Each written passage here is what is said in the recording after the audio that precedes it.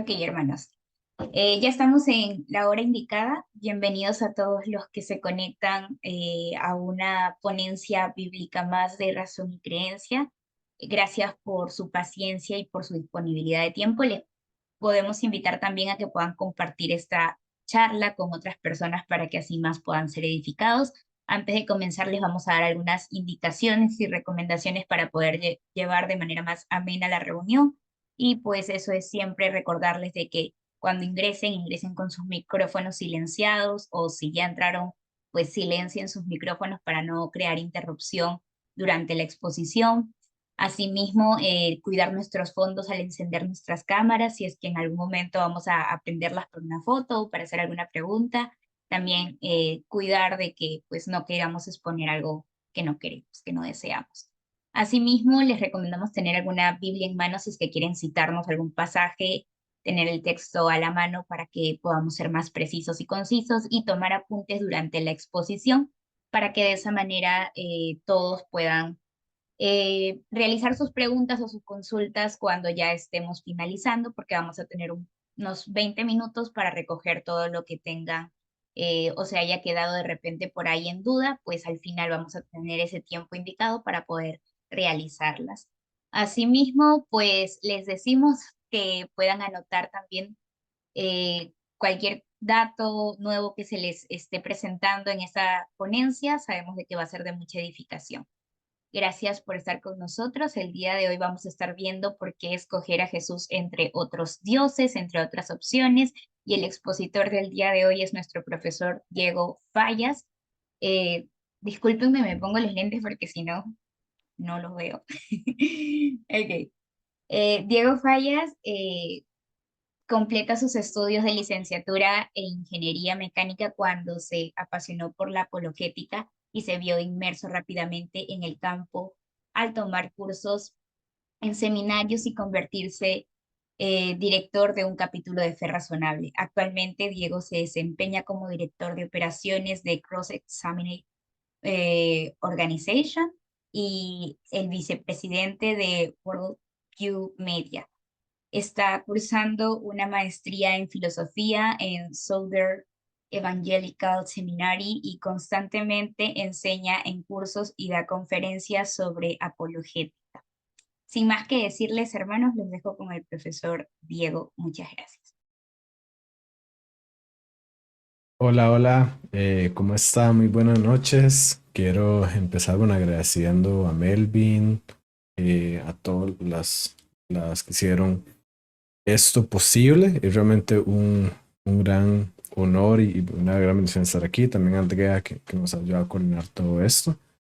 Y bueno, los quisiera igual motivar a modo de, de preferencia personal, digamos, si pudieran igual encender la cámara, si pueden estar activos en el chat, para igual estar comentando y estar interactuando, que creo que es algo muy importante cuando se tiene esa clase de sesiones, que no es nada más yo eh, volcando un montón de material, ¿verdad? Sino que incluso que podamos interactuar, creo que puede ser mucho más rico eso.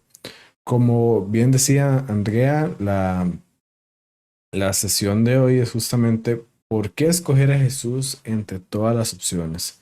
Y creo que esta es una pregunta muy importante y de alguna forma u otra todos nos la hemos hecho, ¿verdad? Hasta el punto de cuando estoy pensando desde un punto de vista macro, grande, de qué es lo que yo voy a hacer, de qué es, cómo yo voy a vivir, qué decisiones voy a tomar hasta incluso un aspecto de, bueno, cómo yo entiendo esta situación que estoy viviendo a la luz de mi creencia, ¿verdad? ¿Qué dice Jesús al respecto? Muchas veces, como cristianos, inclusive, nos preguntamos de una vez, bueno, ¿qué dice la Biblia sobre un tema? ¿Qué dice el cristianismo sobre X o Y tema?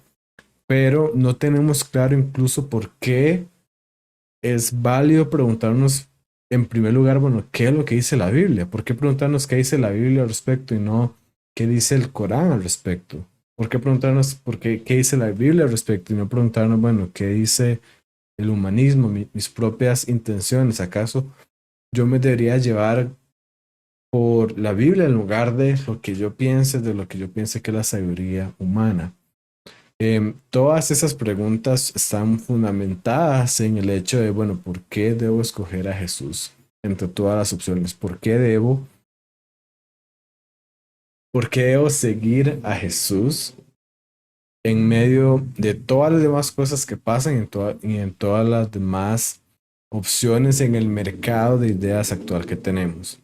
Y creo yo, la forma en que he estructurado esto es la forma más sencilla de de empezar a responder esa pregunta es con otra pregunta. Y aquí nuevamente le voy a pedir un poquito de interacción y esto igual no tiene que encender las cámaras, tal vez si me levantan la mano o algo así.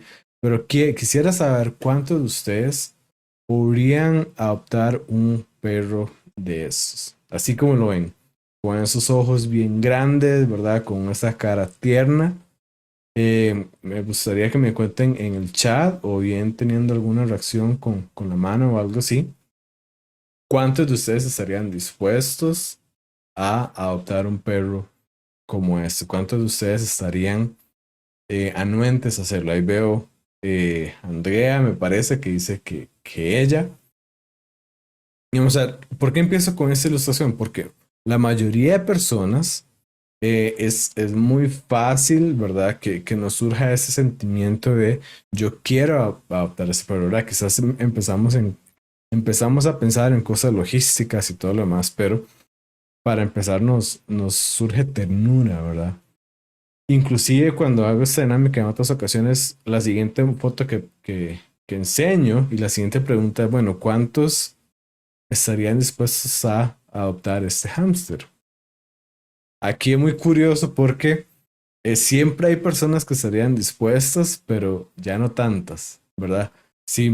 En el primer ejemplo, yo veía que, no sé, por decir algo, el 80% de la audiencia estaría dispuesto a adoptar el perro. Aquí baja más o menos un 40% de la audiencia que estarían dispuestos a adoptar el hámster. Quizás porque se ve bonito, ¿verdad? Pero al final de cuentas es un roedor, ya tiene un poquito más de estigma y demás. Y la siguiente ok, aquí veo que también Francisco dice se ve tierno, pero no se ha dado a tener mascotas. Ahora, cada vez más, porque yo soy así, porque me gusta poner las cosas difíciles, voy poniendo la cosa más difícil. Y aquí termino con esta pregunta. ¿Cuántos estarían dispuestos a adoptar estas ratas? Así como las ven, ¿verdad? Toda la manada de ratas, quizás no muy sucias, quizás no muy higiénicas. ¿Cuántos estarían dispuestos a hacerlo? Y aquí es muy curioso cuando estamos en una audiencia y cuando tenemos esta conexión personal, porque ahorita no podemos por la virtualidad, porque la cantidad de personas que estaría dispuesto a hacerlo se reduce enormemente, ¿verdad? Si con el perro era un 80, quizás con el hámster baja a un 40 y con las ratas estas llega a un 5 o 10%. Nunca es cero, porque siempre hay alguien, ¿verdad? Siempre hay alguien para todo, pero se reduce enormemente. Ahora, ¿por qué pongo este ejemplo? Esta foto que voy a mostrar acá es un templo en la India y que tiene 20.000 de estas ratas. De hecho, estas ratas son parte de las que viven en ese templo. ¿Y qué es lo curioso de estas ratas? Que estas ratas se consideran sagradas en ese templo. Ese templo, de hecho, está dedicado a estas ratas. Estas ratas se consideran tan sagradas que se enseña que si una rata de esas pasa por los pies de uno y a uno lo toca, es considerado que uno va a tener buen karma, es considerado, en otras palabras, de buena suerte, ¿verdad? Y no solo esto, si uno por accidente, porque son 20.000 ratas, imagínense lo que es caminar por ese templo con 20.000 ratas alrededor de uno, si uno por accidente mata a una, entonces debe reemplazarla por nada más y nada menos que por una rata de oro. Entonces imagínense, usted está en ese templo donde estas ratas son veneradas y si usted por accidente mató una, debe reemplazarla por una rata de oro. Entonces la pregunta aquí surge, ¿por qué es que nosotros como occidentales, la mayoría de personas diríamos, yo no quiero esa rata cerca mío, ¿verdad? Entre más lejos estén mejor, ¿verdad? Porque aquí es un símbolo de enfermedades, son símbolo de suciedad, son símbolo de cosas que yo no quiero. ¿Por qué en este lado se consideran así? Pero la misma rata del otro lado del mundo se consideraría algo sagrado, algo sumamente valioso, algo signo de buen karma y algo tan importante que si uno mata a una por accidente debe reemplazarla por un ratero. La pregunta, y aquí es donde empezamos a avanzar en el tema, es la respuesta a esa pregunta, perdón, se basa en la visión de mundo, en un concepto muy importante y es que la forma en que nosotros vemos el mundo impacta nuestras creencias, impacta lo que nosotros hacemos. En este lado del mundo, nosotros no queremos a este tipo de ratas cerca en general porque pensamos que son sucias, porque pensamos que son signo de enfermedades. Del otro lado del mundo, quieren que esta rata les pase cerca de sus pies porque es un signo de buen karma. ¿Y cuál es la diferencia? La diferencia no está en la rata, la diferencia está en la visión del mundo, en la forma que nosotros tengamos de ver el mundo. Y ese concepto de visión del mundo formalmente, y es probable que ya hayan escuchado este término, se conoce como una cosmovisión. Nuevamente, cosmos es el mundo, visión es la visión. Por lo tanto, aquí me estoy hablando de la forma que cada uno tiene de ver el mundo. Y en eso hay un concepto muy importante que aclarar y es que no es que cada cabeza es un mundo, como dice el dicho. Realmente cada cabeza ve el mundo de forma distinta. No es, voy a explicarlo eso brevemente, no es que cada persona tiene un mundo totalmente distinto y que no se conecta y que cada quien está de forma independiente. No, todos vivimos en un mismo mundo, en un mismo universo, en una sola realidad, pero tenemos diferentes visiones de la realidad, tenemos diferentes cosmovisiones. Y ante esto surge la pregunta de, bueno, ¿por qué siquiera tengo que escoger una entre tantas? ¿Por qué siquiera ¿por qué debo empezar a preocuparme de escoger una? Porque simplemente la persona que cree que es asiática no puede ir como las creencias asiáticas. ¿Y por qué tengo que escoger una? ¿Por qué tengo que hasta parecer hasta confrontativo, argumentativo? ¿Por qué tengo que invertir los recursos en escoger una? Y aquí viene un aspecto fundamental y es la primera gran cosa que me gustaría transmitir el día de hoy. Y es que no queremos vivir engañados, ¿verdad? Nosotros no queremos vivir creyendo una mentira. Nosotros no queremos vivir creyendo algo que no es verdad. Y la primera parte de que por qué debemos de escoger una opción entre tantas es porque las diferentes opciones se contradicen entre sí y no pueden ser todas verdaderas a la vez. Si yo creo que las ratas son un signo de suciedad y que más bien me puede traer algo malo si estoy cerca de ellas porque me puede traer enfermedad, eso es contradictorio con el hecho de decir, no, las ratas son un signo de buena suerte y merecen ser adoradas. No pueden ser ambas verdaderas a la vez y, y podemos vivir engañados con respecto a esto, pero no es lo mismo cuando ya empezamos a hablar de otras áreas de la vida, no es lo mismo cuando empezamos a hablar de cuál es la realidad última, de cómo yo debería vivir mi vida, de qué es real y qué no lo es. Esas cosas no queremos vivir engañados y debemos buscar que nuestros pensamientos correspondan con la realidad. Debemos buscar que nuestros pensamientos describan la realidad correctamente, porque así podremos ver las cosas tal y como son. Ahora, ese es el por qué escoger una opción entre tantas. También surge la pregunta de, bueno, ya que sé que lo debo hacer, ya que sé que es lo mejor, porque yo no quiero estar engañado, porque yo no quiero vivir de acuerdo a una mentira, ¿cómo puedo escoger una opción entre tantas? ¿Verdad? Porque hay muchas opciones, hay muchas opciones. Y hay dos eh, principales tips, comentarios que te quiero dejar al respecto de cómo escoger una opción entre tantas opciones. Este es el primero. ¿Cuántos de ustedes han estado en este escenario cuando hemos estado sumamente frustrados cuando perdemos una contraseña de algún sitio que ocupamos entrar? A mí me pasa mucho, especialmente con las de los bancos, porque tal vez se le ponen fecha de expiración de, no sé, 2 meses, 3 meses, y entonces ya un rato de 2 años de estar cambiando la contraseña, ya ni se acuerda cuál era. Ahora, cuando nosotros olvidamos una contraseña de un sitio web, realmente tenemos una buena razón por la cual estar frustrados. ¿Por qué? Porque hay muchas posibilidades de, de contraseñas posibles. Por ejemplo, esta pequeña contraseña que tiene aquí en pantalla, vemos que no es tan grande, ¿verdad? Que puede ser difícil de recordar, pero no tiene muchos dígitos. Sin embargo, una contraseña de 10 dígitos tiene esa cantidad de combinaciones posibles. Y solamente una es la correcta. O sea, ese número ni me voy a poner ahorita a empezar a escribirlo, pero tienes razón, tenemos razón justamente al estar frustrados cuando no encontramos la combinación, porque en una contraseña pequeña de 10 dígitos, solamente una es correcta de todas estas demás. Claro que vamos a estar frustrados, ¿verdad? Las probabilidades están en nuestra contra.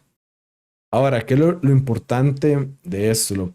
Lo importante es que cuando encontramos la que es correcta, no nos quedamos paralizados pensando en, bueno, y si es alguna otra de las que yo no he puesto, ¿verdad? Cuando encontramos la correcta, no nos detenemos a pensar, ay, y si será que igual puede haber puesto un dígito diferente. Si ya yo sé cuál es la correcta, nada más entramos, seguimos con el día, seguimos con lo que teníamos que hacer. Es decir, cuando ya encontramos la correcta, la que es verdadera, no ocupamos preocuparnos por las demás porque ya sabemos justamente que es la correcta. Ahora, cuando pensamos en el montón de cosmovisiones que tienen las personas, las diferentes formas de ver el mundo, nuevamente, una vez aplicando lo que acabamos de ver con ejemplos de la contraseña a este tema, una vez que encontramos la cosmovisión correcta, podemos seguir mejorando en esa cosmovisión, podemos seguir creciendo en esa cosmovisión, pero no es necesario investigar todas las demás en el sentido de que ya sabemos que una es la opción correcta y que esa es la verdadera. No ocupamos estudiar un montón de opciones falsas si ya encontramos la que es la verdadera. ¿Por qué debo ese primer punto? Porque si ya nosotros estamos convencidos de que el cristianismo es verdad, no debería quitarnos el sueño el pensar, mira, hay estas, no sé, hay millones de cosmovisiones en el mundo y qué vamos a hacer con todas esas, ¿verdad? Quizás tengo que estudiarme, hacer un máster en cada una de esas opciones para decir que el cristianismo es verdad. Finalmente, la respuesta es que no, porque ya encontramos la que sí es correcta. Afortunadamente, no es necesario tampoco quedarnos en este nivel. ¿Por qué? Porque convenientemente las diferentes cosmovisiones se pueden agrupar de acuerdo a sus características generales. Es decir, tenemos un montón de opciones en el mundo. Hay una enorme cantidad de cosmovisiones, de formas de vivir el mundo. Pero estas las podemos agrupar de forma que nos permiten hacer un estudio y analizarlas y estructurarlas y Y lo que pasa es podemos que entonces Kendall, estudiar. ¿cómo es? No, es que Ok, listo. Ok, entonces les decía que podemos agruparlas y podemos estudiarlas por grupo en lugar de irnos a cada una individual. Y entonces tenemos básicamente 5 grupos de cosmovisiones y aquí algunos de estos les va a parecer familiares a ustedes. El primer grupo es conocida como la cosmovisión del ateísmo, cuya característica principal, esta cosmovisión dice que no hay nada más allá de lo físico, no hay nada más allá de lo material, no hay algo sobrenatural. Es decir, está el universo y nada más, porque es un aspecto material, ¿verdad? El universo es material, no hay nada más allá de lo físico. Como una segunda grupo de cosmovisiones importantes podemos tener el teísmo, y esto al contrario del ateísmo, justamente nos dice que hay algo, existe el mundo natural, pero hay algo más allá, y este más allá es Dios, que es la realidad última. Dios, de hecho, creó el universo, Dios creó el mundo físico tal como lo conocemos, y Dios trasciende el mundo físico. Dios está más allá de lo natural porque Él es sobrenatural. La tercera opción que podemos manejar es el panteísmo, que nos dice que Dios y el universo son lo mismo, ¿verdad? O incluso hay una variación conocida como el panenteísmo, que nos dice que el universo está en Dios o que es parte de Dios. Pero en resumen, hay una relación muy estrecha entre Dios y el universo, a tal punto que podemos decir que Dios y el universo son la misma cosa, que todo es Dios y todo está en Dios, porque finalmente el universo es parte de Dios. Esto se conoce muy popularmente en creencias de nueva era, en creencias orientales, e incluso para que sea más familiar a nosotros, es la cosmovisión presente en la película de Avatar, ¿verdad? Cómo ellos se unen a esta divinidad que está en el árbol de la vida, y hasta incluso en series todavía más famosas como Star Wars, ¿verdad? Como la fuerza une a todos los seres vivos y demás. Luego, el cuarto grupo de cosmovisiones que podemos encontrar es el politeísmo.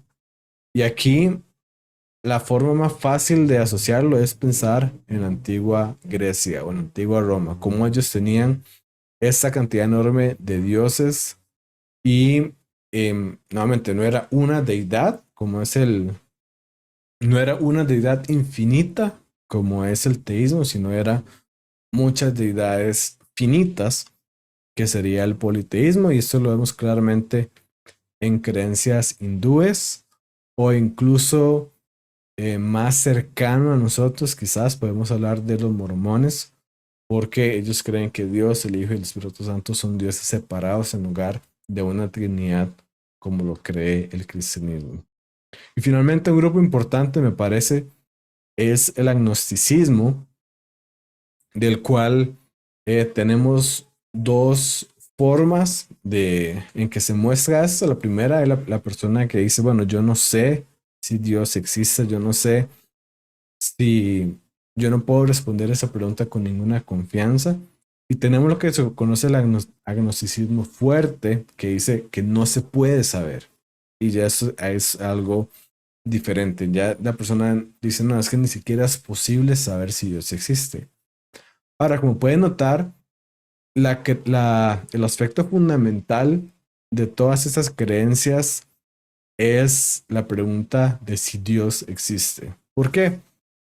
Porque Dios, siendo la realidad última, justamente es lo que define, es la primera piedra, si se quiere, de todo el sistema de creencias que podamos tener.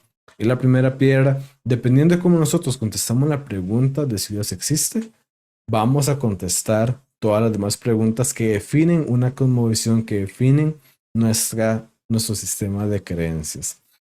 Ahora bien, como les decía, esos son grupos generales, son agrupaciones justamente de distintas cosmovisiones que nos permiten estudiar cada grupo independientemente y poder identificar realmente cuál es la opción correcta, cuál describe el mundo tal como es, si nosotros vemos el mundo a través del ateísmo, el panteísmo o el teísmo, si alguna de esas opciones describe la realidad como es. Lo importante de esto, la razón por la que lo muestro esto es porque al analizarlas, cada una de estas, como les digo, podemos ver cuál es la correcta. Y la forma de hacer esto, la forma en que yo quiero hacer esto es presentándoles a lo que yo llamo el viejo conocido. Y eso es porque muchas veces no nos hemos preguntado qué es lo que hace que el cristianismo sea verdad. Como les decía al inicio, muchas veces nada más nos preguntamos, bueno, ¿qué dice la Biblia al respecto? Pero no nos preguntamos por qué deberíamos escuchar a la Biblia. ¿Por qué la Biblia es relevante para nosotros hoy en día? Y esas son preguntas que si nosotros como cristianos no nos hacemos, nuestra cultura, nuestra sociedad sí las está haciendo alrededor nuestro y las está contestando de una forma incorrecta. Así que quiero presentarte hoy a un viejo conocido. ¿Por qué? Porque inclusive, aunque usted me diga, hey, yo llevo años en la iglesia, yo llevo años siendo cristianos, es probable que no hayas conocido el cristianismo de esta forma en que lo voy a hacer, porque justamente eso no es un tema muy común, aunque sí lo debería hacer. Aunque algo me dice de que ustedes, parte de este grupo, sí han conocido un poquito de esto, porque justamente están acá, gracias a Dios. Y si hubiera alguna persona que nos está viendo que no es cristiana, ¿verdad? Que no cree en Jesús, que no sigue a Dios, yo igual le diría que lo voy a presentar un viejo conocido, porque aunque no creamos en Dios por el mero hecho de vivir en la sociedad occidental, somos influenciados por el cristianismo de alguna forma que incluso ni nos podemos dar cuenta. Así que bueno, la pregunta, ¿qué es lo que hace que el cristianismo sea verdad? Porque respondiendo a esa pregunta, vamos a ver cómo las demás opciones, cómo las demás que cosmovisiones, grupos de cosmovisiones son incorrectos y al final podemos ver cómo es que podemos concluir que la opción correcta es Jesús. Entonces pensemos en la siguiente ilustración. Imaginemos que estamos construyendo una edificación. Evidentemente, el primer paso es construir sobre los cimientos, es construir sobre la roca firme, ¿verdad? La base sólida. Por eso, justamente el primer punto que hace que el cristianismo sea verdad es la realidad. Y eso está relacionado a lo que les decía, que debemos buscar de que nuestros pensamientos correspondan con la realidad, con aquello que es real. Que si es real que ahorita estamos en una reunión de Zoom, yo debo buscar creer eso. Si eso no fuera real, yo no debería buscar creerlo. Entonces, es importante entender eso porque es fundamental que debemos buscar que lo que nosotros pensamos del mundo, que lo que nosotros creemos que el mundo es, efectivamente describa la realidad como ese es el fundamento. El primer paso, entonces, que empezamos a construir en esta edificación del cristianismo es justamente la existencia de la verdad. Mucha gente hoy en día duda de la existencia de la verdad y frases como toda verdad es relativa o es verdad para usted pero no para mí plagan nuestra cultura y quieren poner en tela de duda justamente la existencia de la verdad. Ahora, yo creo que es muy fácil mostrar que la verdad existe y solamente para basta un par de ejemplos. Pensemos cuando vamos al médico. Cuando vamos al médico y nos dice, hey, es que usted tiene un problema, estamos viendo a ver qué es y resulta que usted lo diagnostican y le dicen, usted tiene ese problema. ¿Acaso le vamos a decir al médico, no, no, es que eso es verdad para usted, pero no para mí? ¿Acaso decimos, no, no, es que esa es una verdad relativa, usted puede decir que yo tengo esto, pero yo no tengo eso? Claramente no, nosotros vamos a querer saber exactamente qué es lo que tenemos y qué es el pronóstico y cómo lo podemos tratar y qué podemos hacer de aquí en adelante. Cuando el problema con estos eslogans de que toda la verdad es relativa y de que la verdad no existe es que no son prácticamente viables. Además son contradictorios, como vamos a ver más adelante. Pero nosotros no vivimos de esta forma. Nuevamente, si estamos en esa situación, nuestra respuesta no va a ser, no, dígame, eso es verdad para usted o verdad para mí. Otro ejemplo, ¿qué pasa si nosotros vamos al banco y yo le digo al ejecutivo que me está atendiendo, hey, yo vengo a retirar 4 millones de dólares para que me los den en efectivo ya? ¿Y qué pasa si el ejecutivo me dice, bueno, es que el pequeño detalle es que lo que usted tiene en su cuenta son $2.30?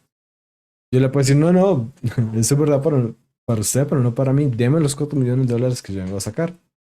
Si nosotros seguimos insistiendo, eso es lo que va a pasar.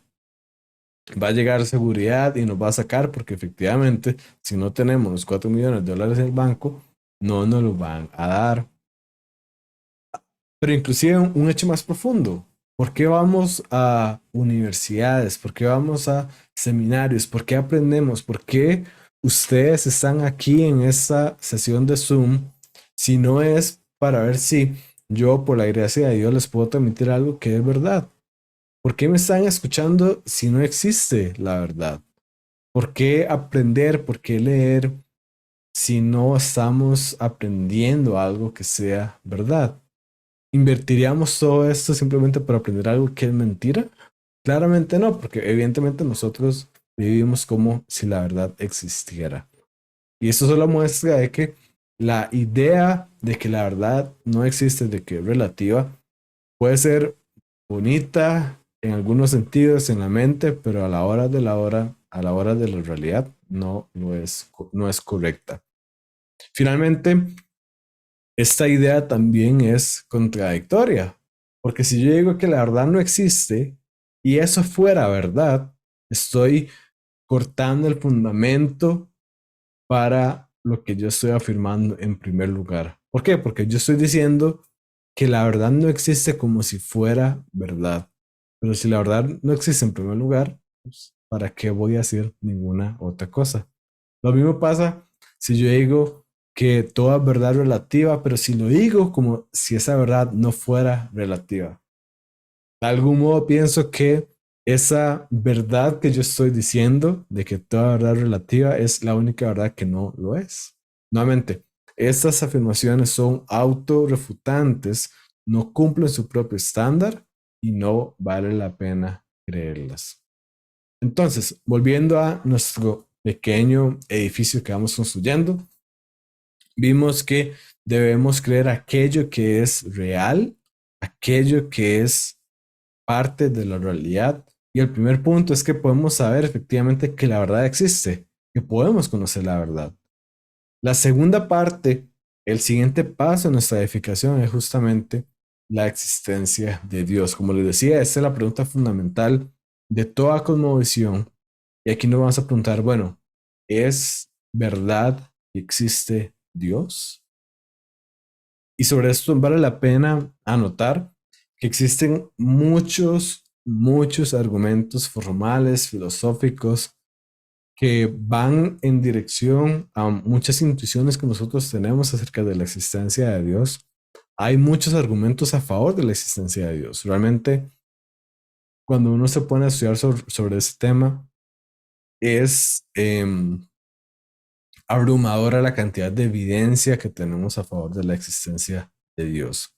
Ahora, en esta charla, cada uno de estos argumentos, ¿verdad? Podría ser un seminario completo de 6 meses. No voy a entrar, no puedo entrar en detalle por temas de tiempo, pero sí te quiero dejar con algo, porque tenemos cosas que nos llevan intuitivamente a la existencia de Dios y de hecho algunos argumentos formales se relacionan con estas cosas.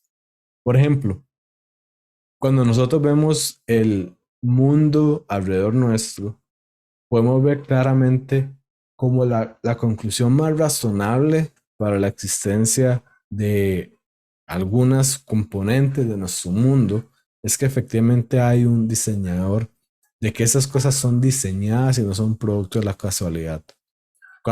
Hay componentes acerca del mundo alrededor nuestro que nos llevan a pensar y que es mucho más razonable concluir de que hay un diseñador detrás de ellos y que no son producto de la casualidad. Seguimos. Cuando vemos el universo alrededor nuestro, ¿verdad? Cuando vemos la grandeza del universo, cuando vemos las cosas que la ciencia nos revela, todo lo demás, surge la pregunta, bueno, ¿cómo es que todo esto empezó a existir? ¿Verdad? Esto no es eterno, eso no estuvo allí desde siempre. ¿Cómo es que esto está aquí hoy? La respuesta nuevamente podemos saber es, bueno, tiene que haber algo detrás de todo eso. Si esto es sumamente grande, no me puedo imaginar la grandeza de lo que está detrás del universo. No me puedo imaginar si todo esto no empezó a existir, si todo esto empezó a existir, cómo es algo que lo llevó a existir. Y esto justamente es Dios. Pero más allá de eso, nuestra sociedad hoy en día reconoce cómo hay cosas que están objetivamente mal. Como por ejemplo, cuidar a los animales, ayudar a otro ser humano, es algo bueno y que deberíamos hacerlo. Y como por el contrario, los campos de concentración o la violencia doméstica, la violencia en general es algo malo y es algo que debería ser castigado. Cada protesta que hay en el mundo actual se basa sobre la suposición de que hay algo que está efectivamente mal en el mundo. ¿Y cuál es el detalle? Que para que algo esté objetivamente mal, y esto quiere decir independientemente de lo que una persona piense, es decir, si yo digo esto es algo que está objetivamente mal, estoy diciendo esto está mal independientemente de que alguien piense que esté bien. Es decir, el holocausto está mal a pesar de que los alemanes, algunos alemanes que lo hicieron estaban de acuerdo con eso. Para poder decir eso debe haber un estándar de la moralidad y ese estándar es la naturaleza de Dios. Dios es justamente lo que nos permite saber qué está bien y qué está mal en el mundo.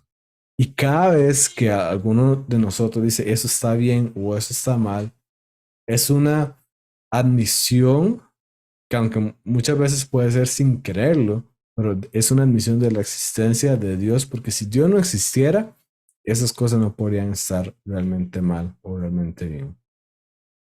E incluso más allá de esto, pensemos en ese ejemplo, cuando estamos en una fogata, ¿verdad? Y nos acercamos a la fogata, podemos sentir el calor, ¿verdad? El calor del fuego de la fogata.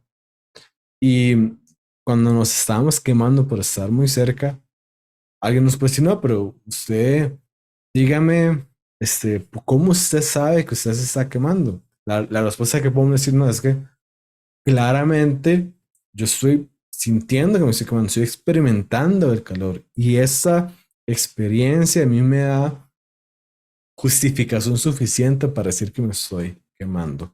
Algo similar pasa con el testimonio del Espíritu Santo. ¿Por qué? Porque el Espíritu Santo nos testifica en nuestro corazón que Dios existe.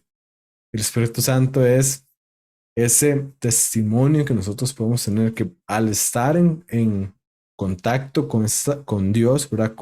Al recibir ese testimonio de Dios, podemos creer incluso que Dios existe. Es diferente cuando tenemos, nuevamente, estamos frente al fuego y nos estamos quemando. Ahí nosotros, por el mero hecho de saber que nos estamos quemando, podemos saber que hay un fuego y lo mismo pasa con la existencia de Dios.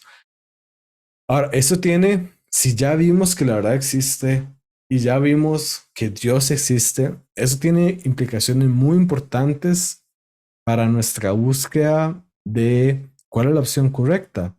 ¿Por qué? Porque el ateísmo nos decía que Dios no existía, pero ya vimos que Dios existe, entonces podemos decir que el ateísmo no es la opción correcta. Más allá de eso, el panteísmo nos decía que Dios y el universo son lo mismo o que Dios está en el universo, que el universo está en Dios.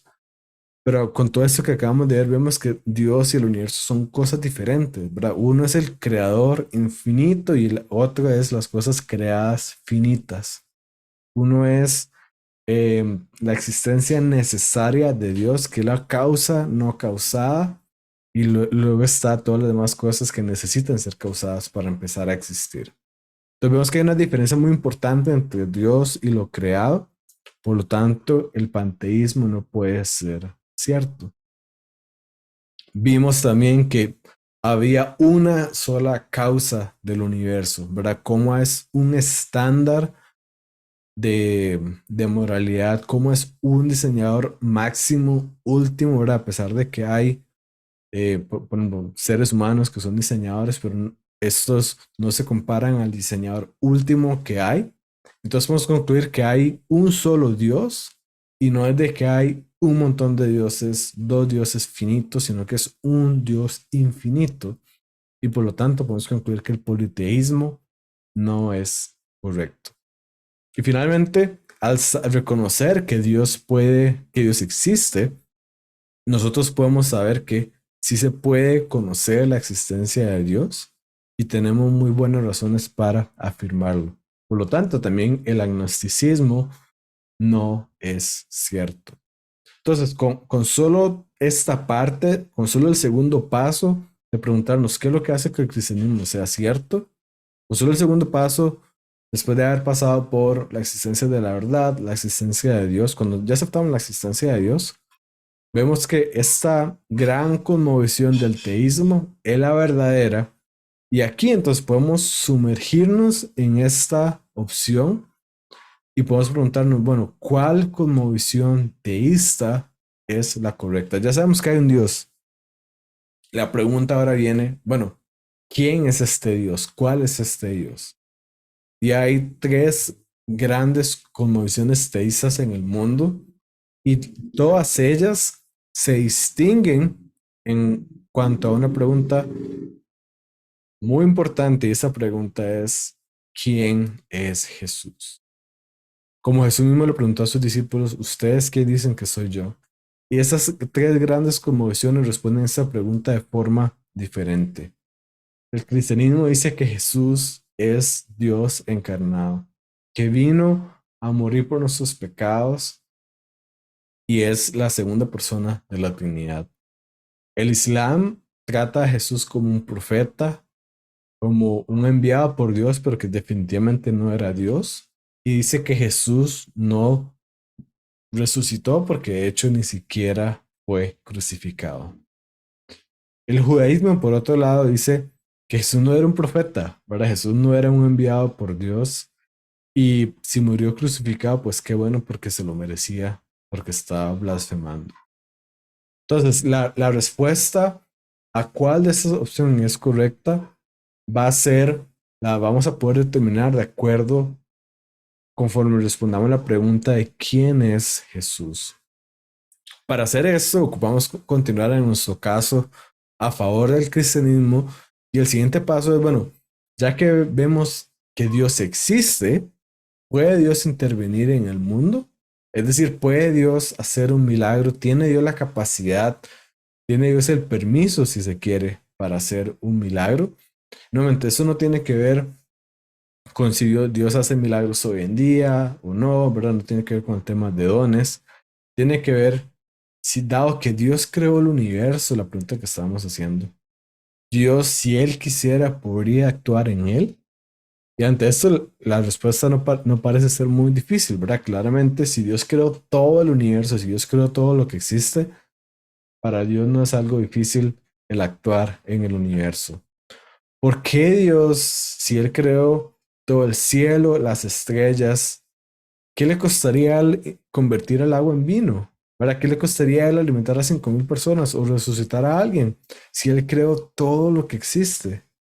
¿Verdad? Las hipótesis detrás de estas cosas no es que esas cosas suceden naturalmente, ¿verdad? Nadie ha dicho, o nadie debería decir, mejor dicho, que las personas resucitan por causas naturales o que el agua se convirtió en vino de forma natural. No, la hipótesis siempre es que Dios intervino en el flujo natural de las cosas y Él provocó que estos milagros ocurrieran. Nuevamente, una vez que aceptamos la existencia de Dios, del ser personal infinito que creó el universo, no resulta difícil aceptar que Dios puede actuar en él. Y finalmente, entonces, ahora sí, ya que vemos que los milagros son posibles, que Dios efectivamente puede intervenir en el mundo, ahora sí viene la pregunta de, bueno, ¿Jesús resucitó? ¿Ocurrió la resurrección de Jesús? ¿Dios intervino en el mundo para resucitar a Jesús o no? Si sí lo hizo, el cristianismo es cierto, porque la resurrección era la prueba máxima de que Jesús era Dios. Si no lo hizo, entonces el judaísmo es cierto, porque Jesús no era Dios. Y si ni siquiera fue crucificado, el Islam es cierto, porque Jesús fue un profeta, pero no murió en esa cruz. Nuevamente, esto, para investigar esta pregunta, debemos buscar e investigar qué pasó en la historia hace más de 2000 años y ver si Jesús fue crucificado y si Jesús resucitó. Ahora, hay muchos argumentos desde un punto de vista histórico y filosófico que podemos abarcar sobre este tema, pero igualmente por motivos de tiempo, ocupo condensar la información y les voy a hacer esta pregunta. Imaginemos que hay una persona que es enemiga de nosotros. Imaginemos que nosotros nos llegan a un juicio porque nos acusan que nosotros hicimos algún daño.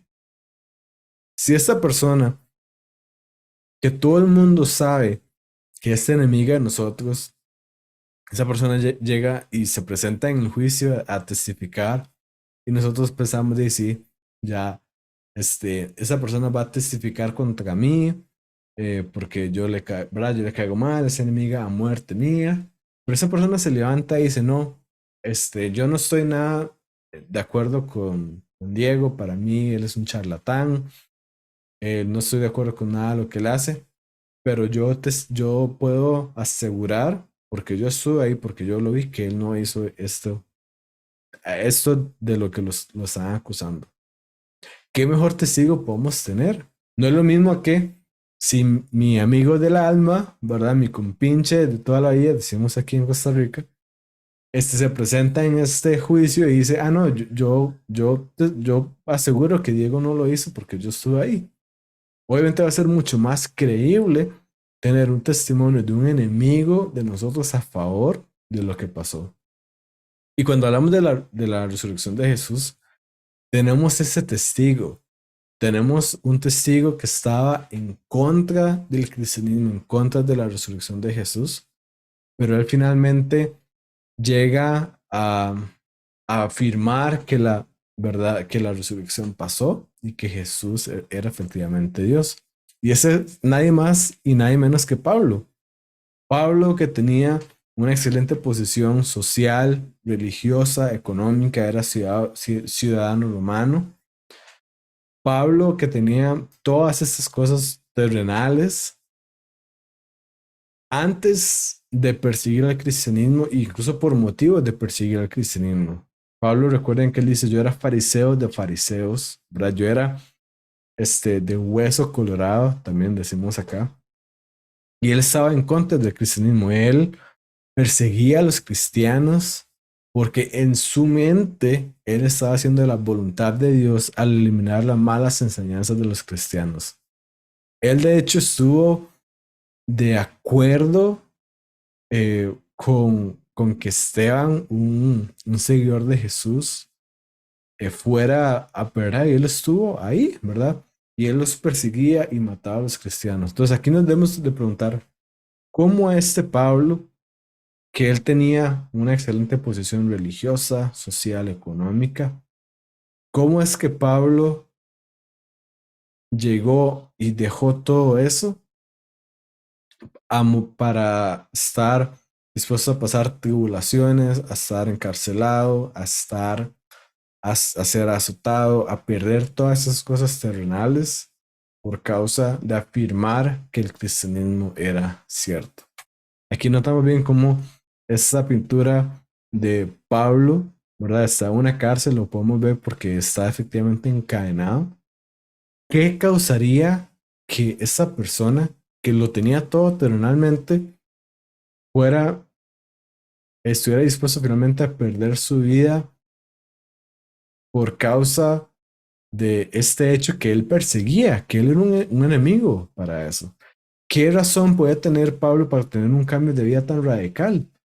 Ninguna mentira, ni el dinero, ni el poder explica esto. ¿Por qué? Porque más bien él perdió todo lo que él podía ganar. Normalmente a las personas cuando mienten, ¿verdad? Mienten por querer hacerse ver bien o mienten porque quieren conseguir algo.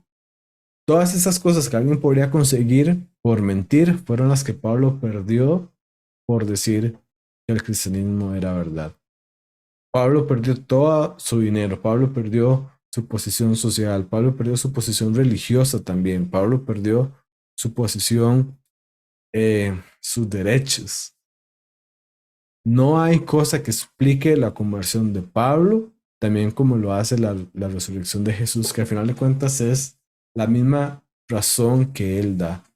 Es la propia razón que Pablo nos da, que Él dice, yo cambié todo esto por causa del Jesús resucitado. Es decir, hay que explicar a Pablo cualquier teoría que podamos decir sobre la resurrección de Jesús debe poder explicar porque Pablo perdió todo lo que alguien quisiera ganar en esta vida para seguir a Jesús. Nuevamente, la respuesta es que la resurrección de Jesús ocurrió y algo muy importante de subrayar en ese tema, y es que la resurrección de Jesús no era una resurrección cualquiera, ¿verdad? Jesús durante su vida mostró que Él era Dios, Él hizo milagros, Él perdonó pecados, y la resurrección era la prueba máxima de que Él era quien decía ser Dios encarnado que vino a este mundo para abrir un camino y poder tener comunión con Él mediante el perdón de nuestros pecados. Ahora, si vemos que la resurrección era la prueba máxima de que Jesús era quien decía ser Dios y que Él efectivamente resucitó, entonces vemos que Jesús efectivamente era Dios. Jesús efectivamente es Dios encarnado, la segunda persona de la Trinidad. Y por lo tanto, cuando nos devolvemos a las opciones teístas, vemos que el Islam es incorrecto porque Jesús, para empezar, sí murió crucificado y Jesús no era solo un profeta, era mucho más que un profeta, era Dios mismo, es Dios mismo. Vemos que el judaísmo también es equivocado porque porque Jesús efectivamente era Dios y Jesús no merecía morir en esa cruz porque él no estaba mintiendo y no estaba blasfemando cuando él afirmaba ser Dios. Así que poco a poco, al ver qué es lo que hace el cristianismo verdad, podemos concluir, podemos desechar todas las demás opciones al justamente construir el edificio que hace que el cristianismo sea verdad. Y hay una parte muy importante y es que este edificio no acaba acá, ¿verdad? Porque una vez que vemos que Jesús es Dios, significa que podemos confiar en las enseñanzas de Dios. ¿Por qué? Porque Dios no miente. Podemos confiar en aquello que Dios enseña. Podemos confiar en lo que Dios nos quiere transmitir porque Dios es perfecto, porque Dios es justo, porque Dios es todopoderoso y nos puede transmitir lo que Él quiere enseñarnos. Dios es amoroso y quiere que tengamos esto y Dios es omnisciente y Dios sabe que es lo mejor para nosotros y sabe que es lo mejor que podemos tener. Es decir, nosotros podemos confiar en aquello que Dios enseña. Esa es la razón finalmente por la que confiamos en la Biblia, ¿verdad? Porque es la revelación de Dios para nosotros. Es la revelación que Dios nos ha dado para conocer al mundo y para conocer al mundo que Él creó para nosotros. Esto nuevamente no quiere decir que la Biblia cayó del cielo, eso es un buen proceso humano y divino a la vez, no podemos dejar ninguno de los dos por fuera, pero sí quiere decir que la razón por la que podemos confiar en la Biblia es porque efectivamente hay un Dios detrás de la Biblia en cuyo carácter podemos confiar. Si yo confío en la Biblia, porque yo confío en el Dios que me está revelando la Biblia y me está revelando lo que está en la Biblia. Por esa razón es que podemos aceptar la enseñanza de Pablo, que nos dice que toda la escritura es inspirada por Dios, útil para enseñarnos lo que es verdad, y no solo eso, hacernos ver también lo que está mal en nuestra vida. Por eso podemos decir que la Biblia nos corrige cuando estamos equivocados y nos enseña a hacer lo correcto. Entonces, con todo esto, ya para ir terminando, podemos preguntarnos, bueno, ¿qué es lo principal que nos enseña Dios? ¿Qué es lo que nos enseña Dios? Lo primero es que nos enseña el Evangelio, ¿verdad? Nos enseña que hemos fallado, que hay cosas mal en nosotros, no solamente que hacemos cosas malas, sino que hay cosas mal en lo profundo de nuestro ser, de nosotros, pero que el sacrificio de Jesús, la muerte y resurrección de Jesús es la forma en que por amor Dios proveyó para reconciliarnos con Él. Que Dios quería que cumpliéramos nuestro diseño original, que era tener comunión cercana con Él.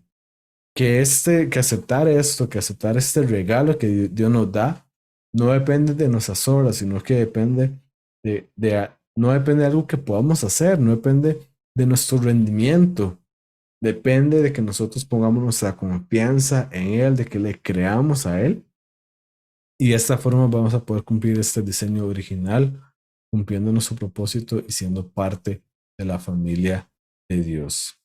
Y no solo esto, la Biblia también nos enseña a cómo vivir aquí en la tierra, ¿verdad? Es decir, Jesús es el maestro y yo me siento a sus pies y aprendo de sus enseñanzas.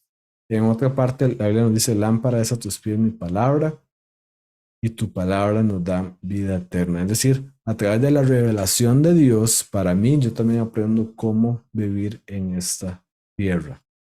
Por esa razón es que a este edificio yo le pongo la forma de un faro, porque por medio de las enseñanzas de Dios, no solamente vemos el faro, no solamente vemos el edificio, sino que vemos todo lo demás. Vemos lo que está alrededor del faro. Una parte muy importante de hacer esto y es que este, este método, este camino que hemos recorrido, ¿verdad? En esta sesión, es algo muy que yo encuentro muy efectivo y resulta muy importante entenderlo, principalmente cuando hablamos con una persona que no cree lo mismo que nosotros. Como les decía, cada cabeza ve el mundo de forma distinta. Y eso nos permite hablar con personas que no creen lo mismo que nosotros. Muchas veces le empezamos a hablar a alguien de la Biblia, le empezamos a hablar de las enseñanzas de Dios, pero esa persona no cree que Dios existe. Entonces, evidentemente, va a haber algo que a la persona no le va a hacer sentido, porque si la persona no cree que Dios existe, no va a creer en la palabra de Dios. Entonces, lo que debemos hacer es volvernos, empezar en el paso en que la persona acepta y empezar a construir de ahí. Si esa persona no cree que Dios existe, pero sí cree en la existencia de la verdad, entonces podemos empezar y preguntarnos, bueno, ¿es verdad que Dios existe? Es decir, empezamos en el nivel 2. Si quizás ya estamos con una persona que cree que Dios existe, pero no cree que Dios pueda intervenir, entonces, bueno, podemos empezar a abordar el tema de los milagros. Pero nuevamente, no es un método apologético correcto empezar en un punto 4 o 5 si la persona no cree que el punto 3 existe. Entonces, para concluir, ¿por qué escoger a Jesús entre todas las opciones?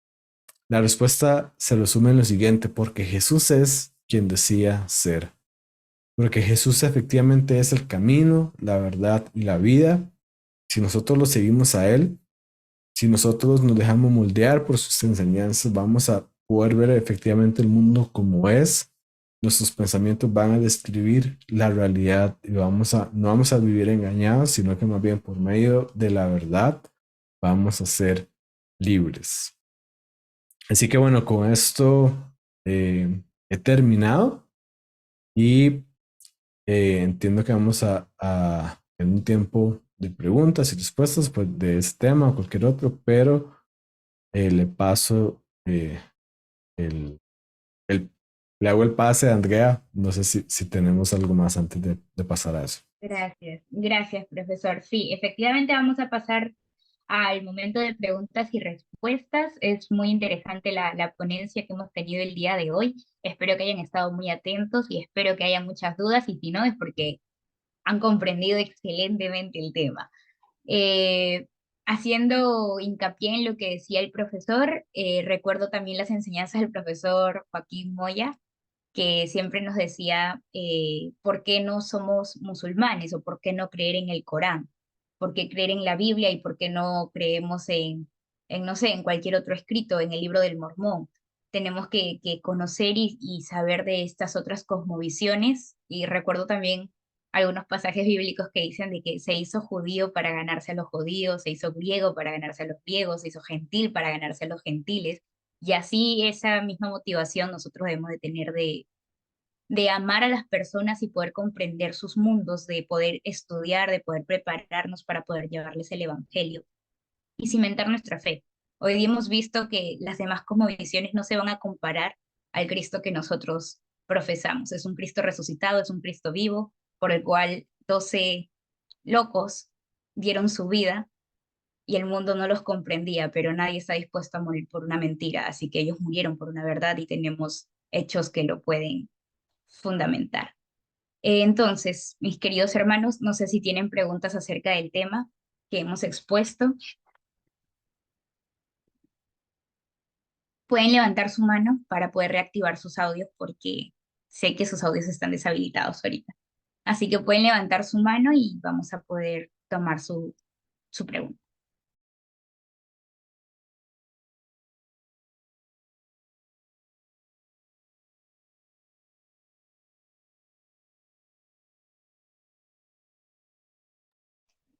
Bien, me parece que no hay preguntas. Eso no me había pasado. Ok, ahí tenemos una mano levantada. Vamos con Gregorio Arriaga.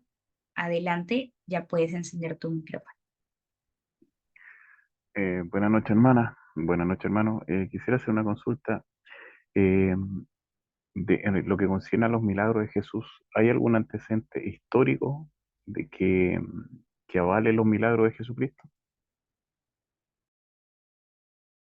Para, entenderte, ¿a qué te refieres con un antecedente histórico? Como si podemos estudiarlo desde la historia, si podemos hacer como un caso a favor de que ocurrieron, o a qué te refieres específicamente.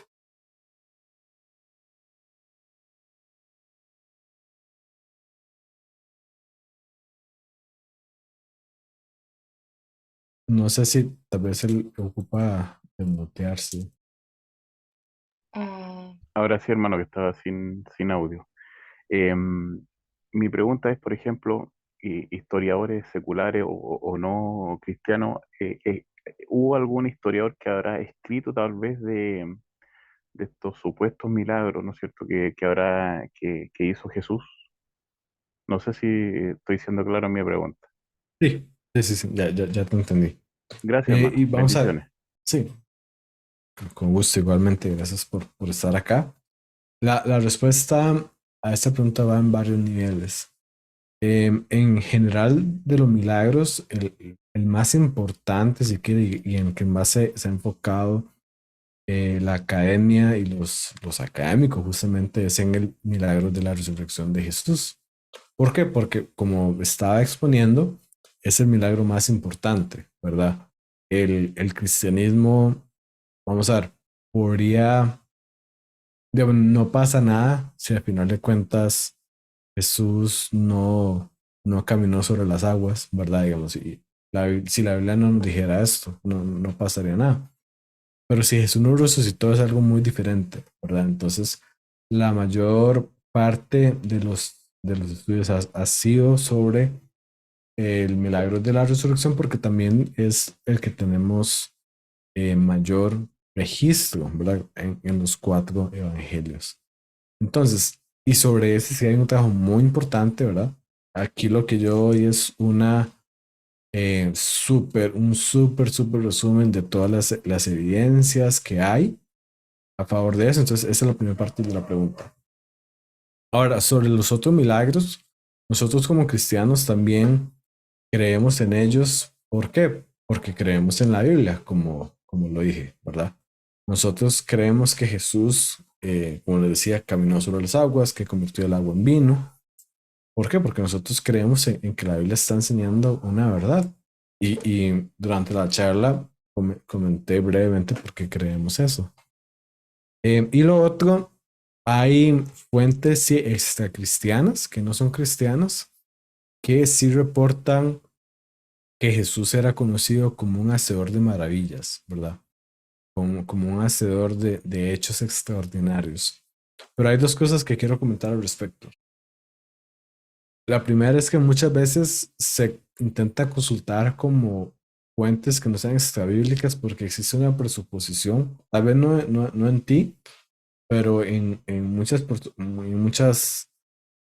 muchas veces cuando surge la pregunta existe una presuposición de que de algún modo la Biblia no es confiable, ¿verdad? O no podemos confiar en los escritores de la Biblia, quizás porque ellos tenían una agenda, porque quizás querían tener no sé, querían comunicar algo, ¿verdad?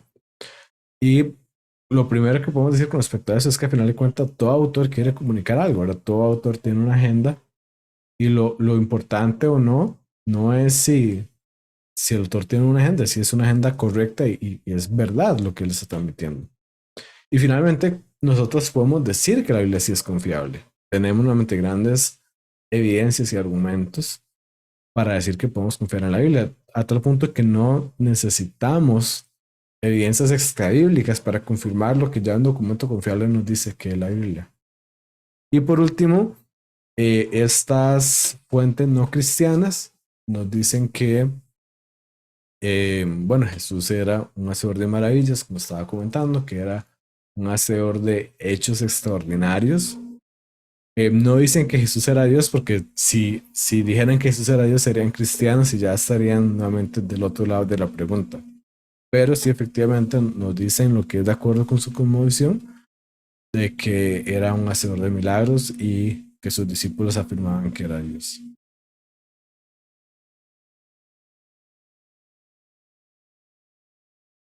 Bien, gracias.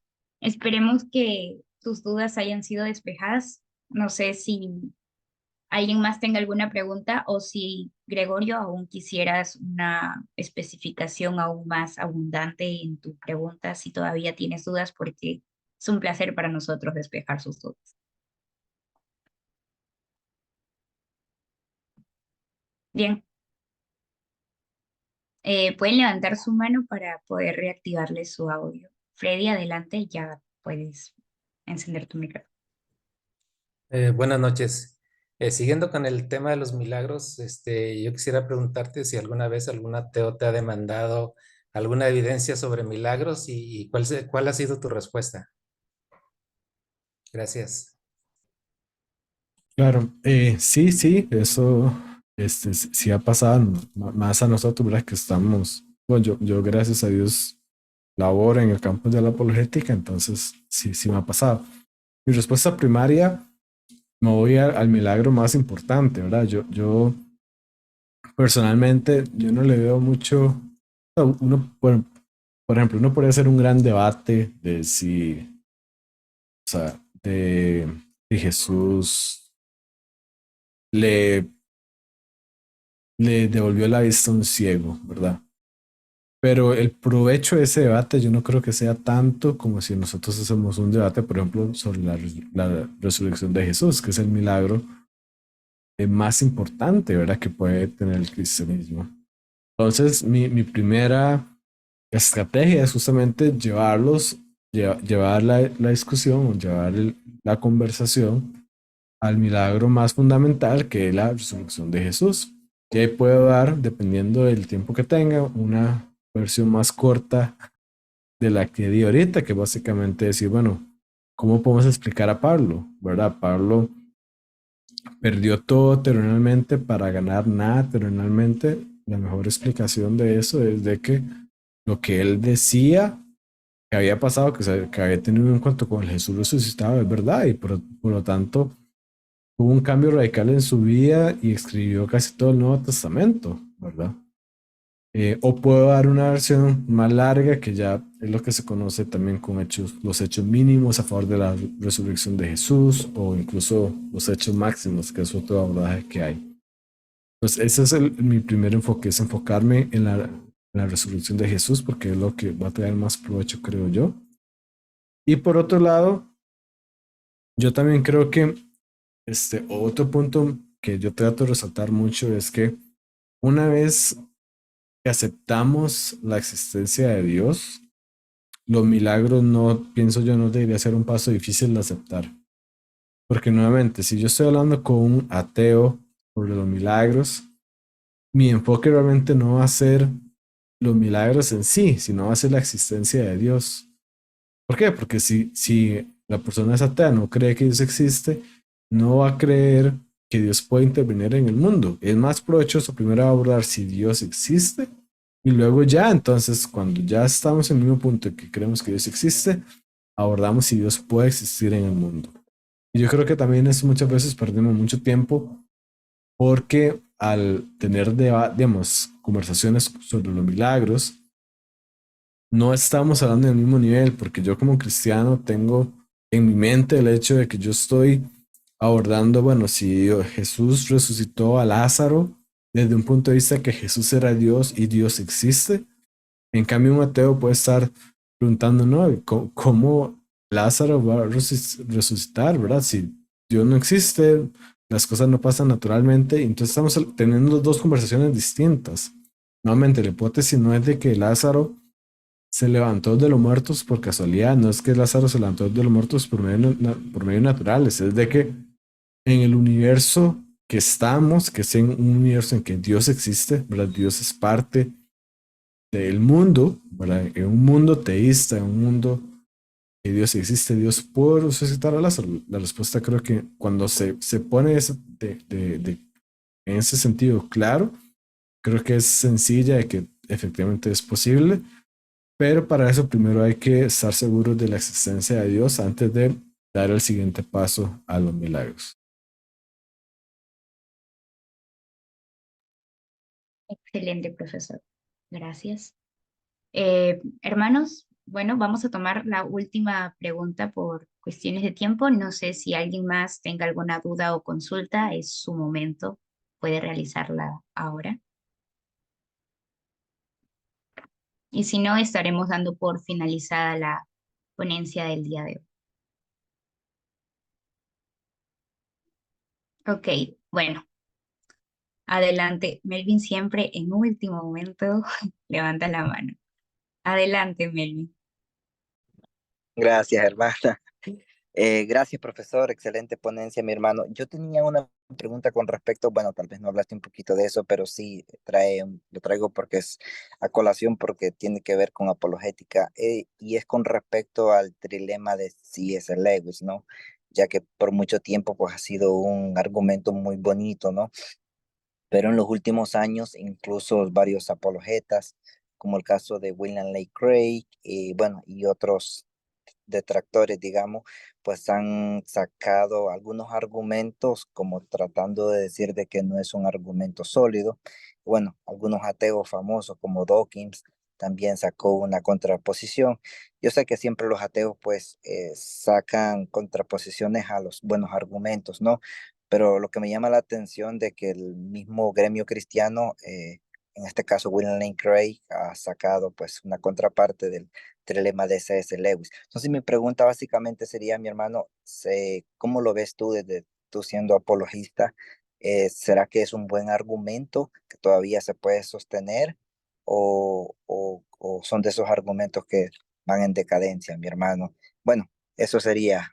Muchísimas gracias, hermano Diego. No, muchas gracias, Melvin. Creo que es una pregunta muy importante. Vamos a ver. Bueno, para empezar, aquellos que no están familiarizados con el lema de C.S. Lewis, él dice que hay tres opciones para explicar a Jesús. Él era un loco, un mentiroso o era Dios. Y entonces él procede a refutar las opciones de que él era un loco o un mentiroso y por lo tanto se concluye que era Dios. Pues esta es como la versión resumida del dilema.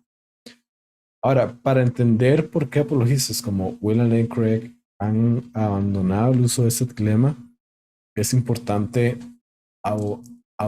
adentrarnos un poquito en el mundo de la lógica, ¿verdad? Un dilema, antes de ir a qué es un dilema, es cuando nos presentan nada más dos opciones. Y tenemos que escoger una de ellas, ¿verdad? Por ejemplo, si yo les digo, ¿ustedes quieren levantarse en este momento o no se levantan en ese momento?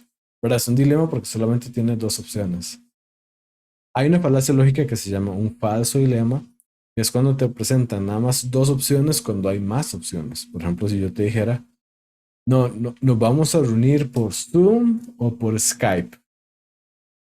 ¿Verdad? Alguien puede decir, pero ¿por qué no nos reunimos por Teams o no nos reunimos vía WhatsApp? ¿Verdad? Hay más opciones, pero yo únicamente presento dos como si fueran las únicas que hay. Y esta es más o menos la razón por la que William Lane Craig critica el trilema de C.S. Lewis. ¿Por qué? Porque las únicas dos opciones que hay, o sea, que alguien podría inventar, que alguien podría proponer para explicar a Jesús, no son solamente esas tres. O sea, no solamente que Jesús era un mentiroso o que era un loco o que era Dios, ¿verdad? Alguien puede ver alguna otra opción, con lo cual si eso pasa, ya el trilema no funciona porque ya el trilema no está dando todas las opciones que son posibles, sino que está dejando alguna por fuera y esa por fuera, si no se analiza, puede ser verdadera. Entonces, el trilema, creo yo, corre el riesgo de ser un trilema falso en el sentido de que no te da todas las opciones que son posibles y nada más de algunas tres. Entonces creo que sí tiene una debilidad importante en ese sentido. Ahora bien, yo no creo que, digamos, todo haya que echarlo a la basura en cuanto a esto. Creo que el espíritu de lo que está haciendo Luis es muy bueno y entonces yo prefiero usar esto no como un dilema, sino como un dilema, ¿verdad? Y asegurarme de que yo estoy cubriendo todas las opciones. Entonces yo nada más digo, en lugar de decir, bueno, o Jesús era un mentiroso o un loco o era Dios, yo nada más digo, o Jesús era Dios o no era Dios. Ahí yo estoy abarcando todas las opciones, ¿verdad? Porque eso sí es un dilema, porque es las dos opciones que yo estoy dando son contradictorias, ¿verdad? Yo puedo decir, Jesús era borracho, perdón, era loco, o era, este, o era Dios, o era, me olvidó el otro, o era un mentiroso, pero estas no son necesariamente contradictorias, y ese es el problema. Pero si yo digo, o Jesús, o era Dios o no era Dios, ahí sí son totalmente contradictorias, entonces ese sí es un dilema como tal. Y ese sí es algo que abarca todo el ámbito de opciones lógicas posibles. Y entonces yo nada más tengo dos posibilidades y las puedo analizar, ¿verdad? Dentro de que no era Dios, puedo preguntarme, bueno, ¿qué explica más razonablemente a Jesús? Cuando él hizo todos estos milagros y él afirmaba que era Dios y que él hacía los milagros porque era Dios y que él mismo dijo que la resurrección era la prueba máxima de que él era Dios y lo iba a mostrar mediante la resurrección. Y al resucitar, yo digo yo, a mí me es mucho más razonable creer que que Jesús, perdón, era efectivamente Dios, a que no lo era. Y entonces creo que recuperando, o sea, que manteniendo el espíritu, si se quiere, esa es la respuesta corta, manteniendo el espíritu de lo que quería hacer C.S. Lewis con Trilema, convirtiéndolo lógicamente en un dilema para hacerlo más compacto y evitar alguna opción lógica por ahí que no está contemplada, creo que es efectivo y esa es la forma en que yo lo uso como un dilema. O básicamente la pregunta que Jesús le hizo a sus discípulos, ¿verdad? ¿Ustedes qué dicen que soy yo? ¿Ustedes afirman que yo soy Dios o no lo soy? Y de esta forma creo que es muy efectivo. Gracias, profesor. Bueno, me surgió una pregunta antes de terminar. Eh, Recuerdo haber estado conversando con una amiga que es testigo de Jehová y me pregunta, ¿pero quién resucitó a Jesús? O, o sea, dando atribuir de que Jesús no se resucita a sí mismo, sino que lo resucita el Padre, quitándole de esa manera la deidad. ¿Cómo le podemos responder ante eso?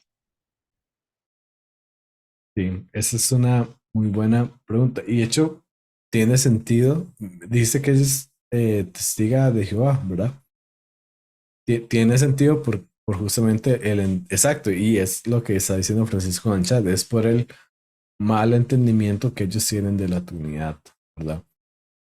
Y ese es el aspecto. Entonces, la forma correcta de responderles es explicándoles lo que nos enseña la Biblia acerca de la Trinidad. Que la Biblia nos dice, bueno, Jesús tiene dos naturalezas, ¿verdad? Una es completamente divina, la otra es completamente humana. La naturaleza que murió fue la humana, no fue la divina, ¿verdad? Dios, y cuando nosotros hablamos de Dios, nos referimos a la naturaleza divina, ¿verdad? La naturaleza divina nunca dejó de existir, de hecho no puede dejar de existir porque existe necesariamente. Y entonces, a final de cuentas, la naturaleza divina resucitó a la naturaleza humana y de hecho lo hizo en una naturaleza humana glorificada, que es la forma en que Jesús, eh, que es lo que nos dice Pablo, que Jesús, en la forma en que Jesús resucitó. Entonces, la que murió efectivamente fue la naturaleza humana, no la divina. Y la naturaleza divina en las tres personas de la Trinidad resucitaron la naturaleza humana. Gracias. Sí, efectivamente fui a la Trinidad también. Bueno, de esta manera entonces estamos concluyendo la ponencia del día de hoy. Vamos a pasar con los anuncios para que puedan estar pendientes con lo que se viene en las próximas semanas, amados hermanos. Déjenme un ratito, voy a cambiar un anclaje por aquí. Listo. Ok. En esta semana tenemos conferencia, bueno, no esta, sino para la primera semana de diciembre. Tenemos conferencia que se titula Semana Antigarroteros. Algunos me estaban preguntando qué eran los garroteros y tienen que ver con los hermanos con los que no estamos juntos. Tiene que ver con el catolicismo. Así que si tienen hermanos, parientes, amigos católicos a los que quieren convertir, tal vez esta conferencia les sea bastante útil para poder aclarar muchas de sus dudas y controversias que muchas veces han surgido entre estas posturas. Para abarcar un poquito más el tema, nuestros exponentes van a ser Edgar Pacheco, Jorge Isea, que hemos tenido la oportunidad de estar en algunas ponencias con él, Emanuel Hernández, Emanuel Hernández, discúlpenme, y el profesor Néstor Díaz, que ya es caserito en nuestros Zooms, en diferentes plataformas. Bien, entonces están invitados para que puedan participar. Se les va a estar compartiendo de todas maneras la invitación dentro de muy poco para que puedan seguir invitando a más personas y esta conferencia que abarca 6 días, ya para el último día posiblemente vamos a tener una tarde de café para resolver dudas, responder preguntas y respuestas y bueno, tener una tarde más amena. Así que están invitados. Asimismo, nosotros seguimos teniendo más programas y ayudando y promocionando las clases de los diferentes ministerios y de todo el esfuerzo que vienen haciendo nuestros hermanos, ya sea Dani Padilla, Intelectuales Teístas, Alianza por el Evangelio o cualquier otra organización que esté realizando y brindándoles clases, nosotros se las podemos hacer llegar.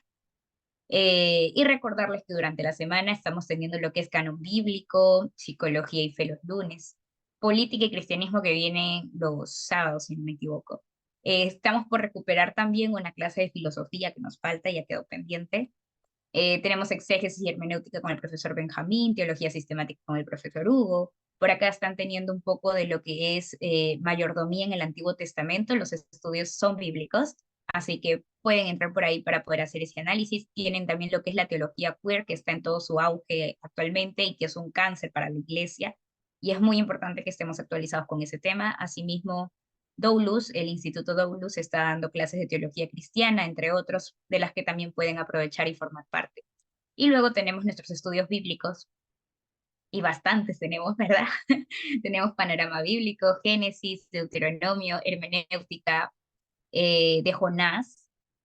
Vamos versículo por versículo, hermanos, así que el que no se lea la Biblia este año con nosotros es porque no quiso.